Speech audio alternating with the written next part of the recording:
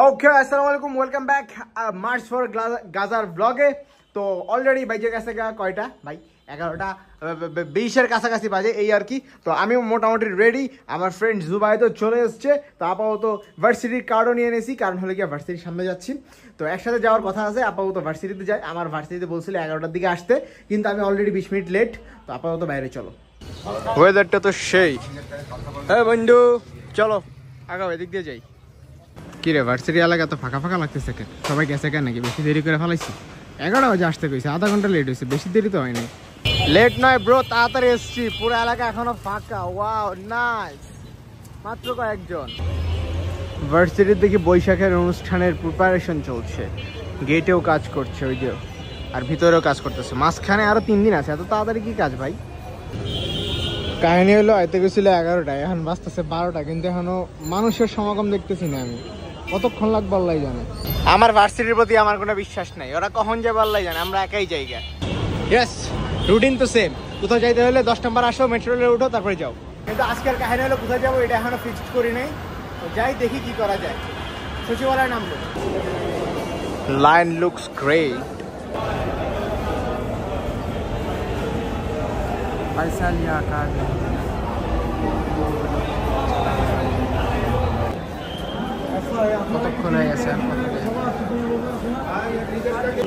শেখ হাসিনা সরকার বারবার দরকার, এগুলো কি ভাই বেঙ্গালাইছে হেন্দে ভিতরে দেখা যায়। ওয়াও কি নাটক ভাই রে ভাই, টিকিট একটা লই এত কাহিনী, আধা ঘন্টা হেনা খাইছি। ওয়াও নাইস, সেই দাঁড়ানোর জায়গা আছে এখানে, যে পরিমাণ কোথা।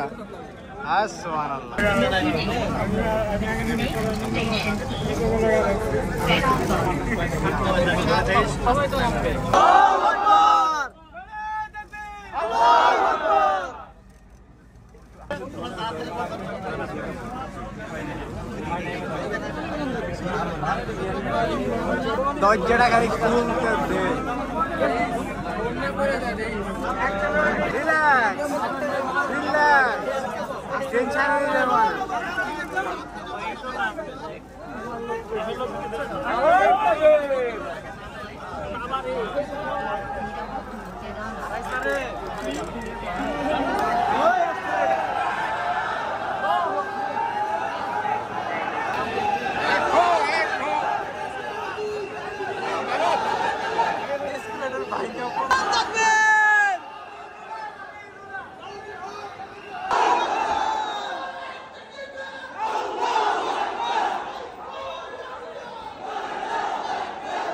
আরো আসবি না শাহবাগ?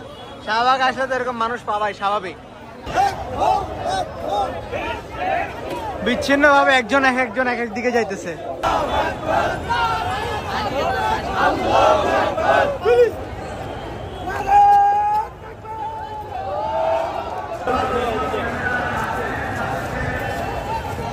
মামা ফ্রিতে আইসক্রিম খাওয়াইতেছে, সুবহানাল্লাহ। এক একটা মিছিল এক এক দিয়া ঢুকতেছে এক এক দিক দিয়া, কিন্তু আমি জোহরের নামাজ পড়ার জন্য যাচ্ছি, আগে জোহরটা পড়ে নিই, তারপর আমরাও মিছিলে যুক্ত হয়ে যাব। জোহরের নামাজ পড়তে কত স্ট্রাগল করা লাগতেছে, একটা মসজিদ খুঁজে পাইতেছি না বলে, কি একটা অবস্থা। নেটও কাজ করে না এখানে, এত মানুষ, মোবাইল ডাইরেক্ট নেটওয়ার্ক জ্যাম।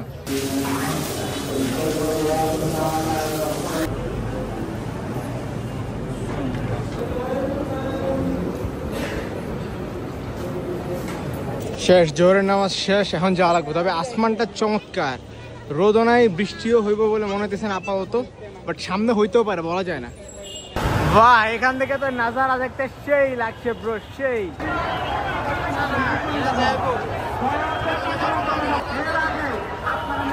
ফ্রিতে পানি খাওয়া গেছে, ফ্রিতে। যেই পরিমাণে ভিড়, সামনে গেলে ভিডিও কেমন করবো আল্লাহ জানে। এখনো তো আমরা পুরো এক কোনায় আছি, আস্তে ধীরে সামনে আগাই, দেখি কি হয় সামনে। ড্রিম ভাই ড্রিম, এইভাবে আন্দোলন করার ড্রিম।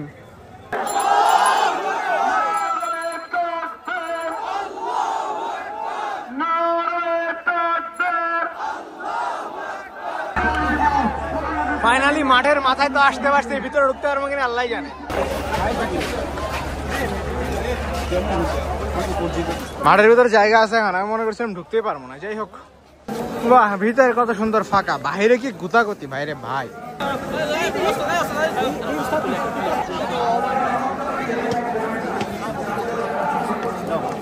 এদিকে যাওয়া লাভ নাই, এদিক দিয়ে সামনে যাওয়া যাইতেছে না, এদিক দিয়ে বাইরে হয়ে যায়, এদিক দিয়ে ঢুকা ওই দিক দিয়ে বাইরে হবো।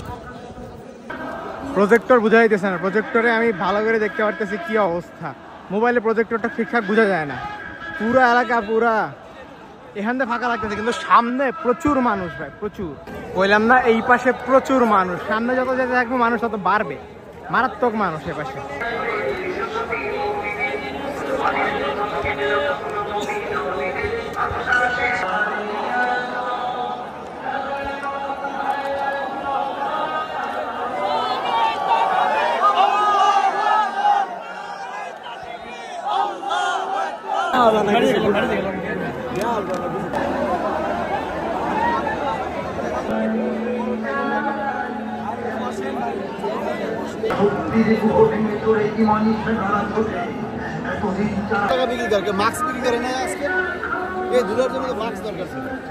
ভাই এগুলো ধুলা মনে হইতেছে যুদ্ধ শুরু হয়ে গেছে গা।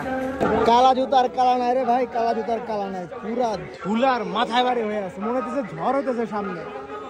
আর মারাত্মক ভিড় প্রচন্ড। ওই উপরে উঠতে পারলে ভালো হইতো, নিচে যেই ধুলা মারাত্মক।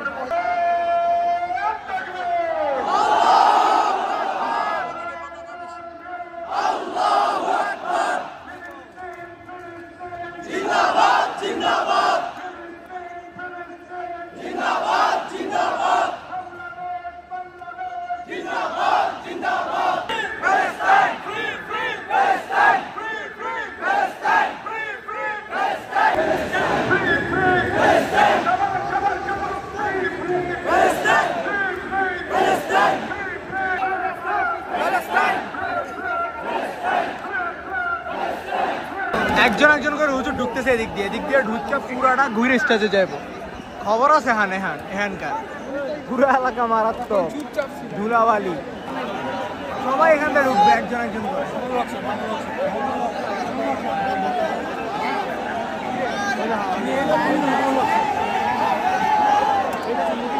ধাক্কা দিবেন না, সামনে কোনো জায়গা নেই, সামনে আসতে আপনার আরেক ভাই কষ্ট হবে।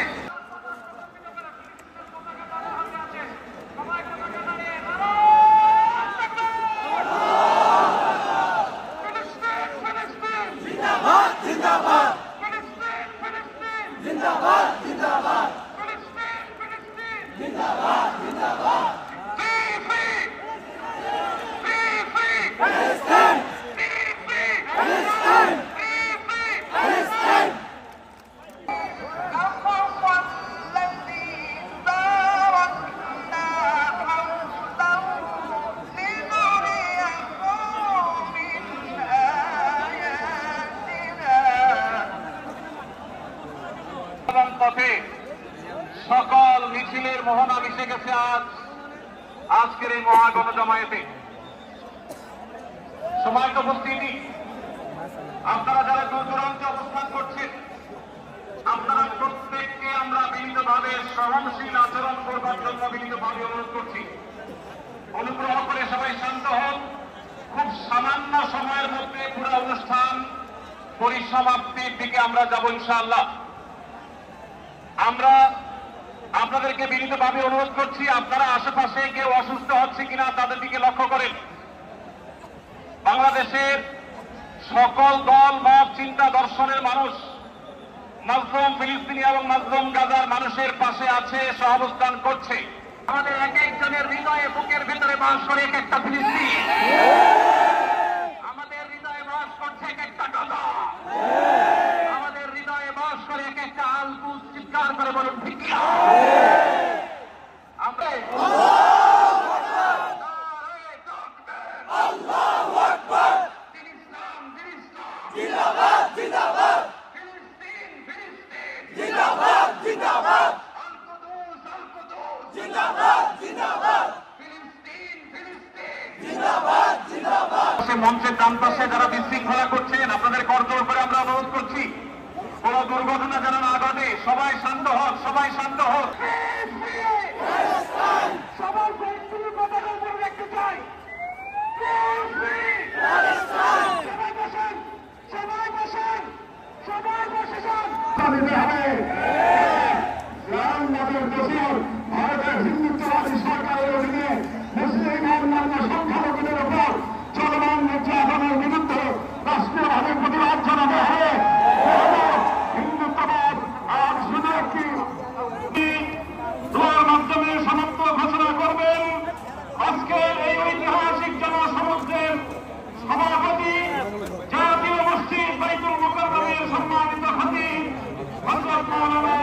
মালিক হাফিজাহুল্লাহ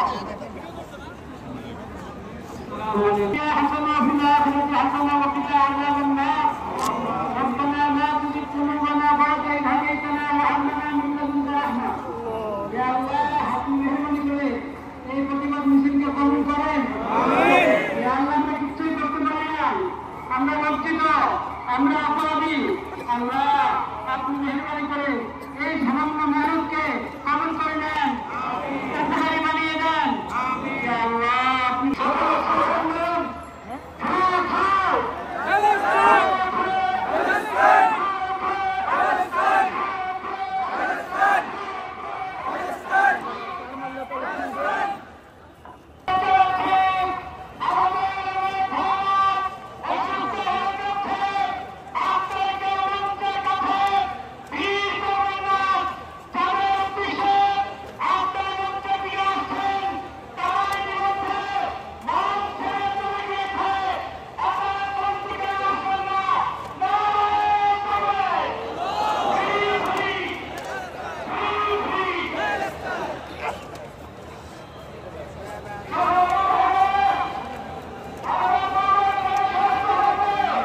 যে পরিমাণ মানুষ ভাইরে ভাই, আজকে আরো ভালো করে ভিডিও করতে চাইছিলাম, প্রচুর ভিডিও করছি, এক জায়গা থেকে নড়তেও পারি নাই।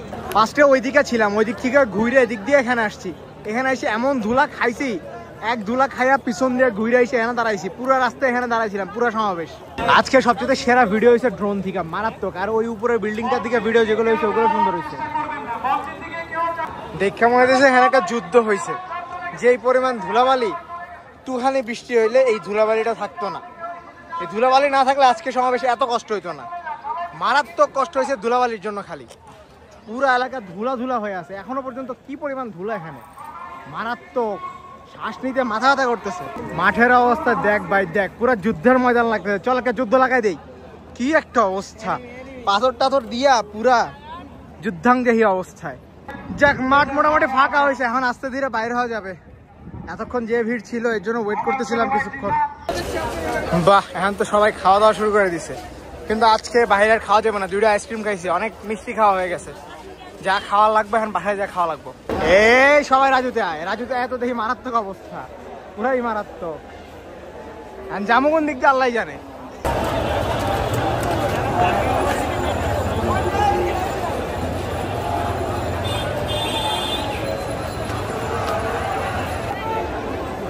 এখানে যে পরিমাণ ভিড়, এখন ব্যাক করার ঠিক হবে না। এখন সামনের দিকে যাই, আসরের নামাজ পড়ে পরে বাইরে হবো। ভার্সিটির পরীক্ষা শেষ হয়েছে মাত্র, এরা বাড়িতেছে আর মিছিল সামনের দিকে আগাইতেছে। কে যে আসলে কোন দিকে যাইতেছে, কোন গন্তব্যে আল্লাহ জানে। আমরা গাড়ি উল্টা পাল্টা হাঁটতেই আছি, হাঁটতাছি ভাই, হাঁটতাছি। কোন দিকে হাঁটতাছি জানি না, কিন্তু হাঁটতাছি। মেট্রো রেলে ওঠার জন্য সেক্রেটারিয়েট যাবো ভাবতেছি, সচিবালয়। এখন পানমুগিনের শিওর না, মাঝখানে আসর নামাজ পড়া লাগবো আবার। এখানে একটা ট্রাক থাকলে চলে যেতে পারতাম। ভার্সিটির সাথে আসলে অবশ্যই ভার্সিটির সাথেই ব্যাক করা লাগতো, তখন এত ফ্রিডম পাইতাম না। কোন দিকে যে কোন দিকে হাঁটতেছে আল্লাহ জানে। ঈদগার সামনে পড়ছে হাঁটতে হাঁটতে, আয়াতা করছি মেট্রোর সামনে, কিন্তু যাইতে আর মনে তো হয় না। যেই পরিমাণ ভিড়, এগুলো সবগুলো মেট্রোতে ঢোকার চিন্তায় আছে। গেট এ পাশেরটা বন্ধ করে থুইছে, ওই পাশেরটা খোলা আছে শুধু মনে হয়, তা অল্প কইরা।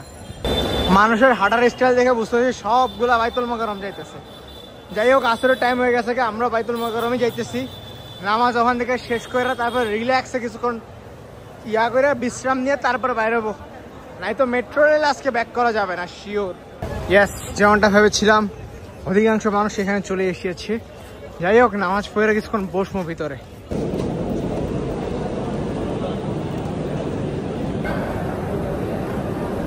সবাই ক্লান্ত, সবাই মন চাইতেছে আমারও শুয়ে পড়তে, ঘুম ধরতেছে সেই।